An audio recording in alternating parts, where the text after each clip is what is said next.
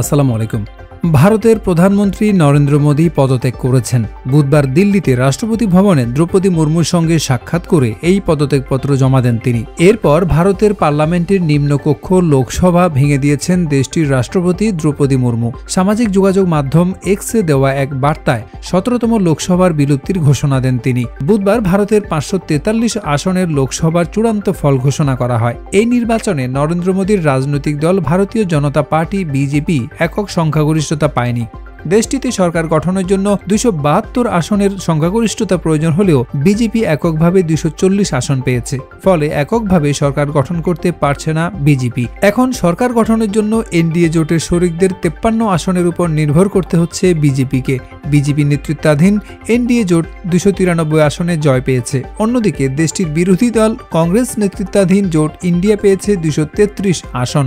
এর মধ্যে কংগ্রেস এককভাবে পেয়েছে ৯৯ আসন। লোকসভা আসন সংখ্যার হিসাব অনুযায়ী সবকিছু ঠিক থাকলে কেন্দ্রীয় সরকার গড়বে এনডিএ। যদিও নির্বাচনের ফলাফল প্রকাশের একদিন পর দিল্লিতে এখন চলছে মেরুকরণের খেলা।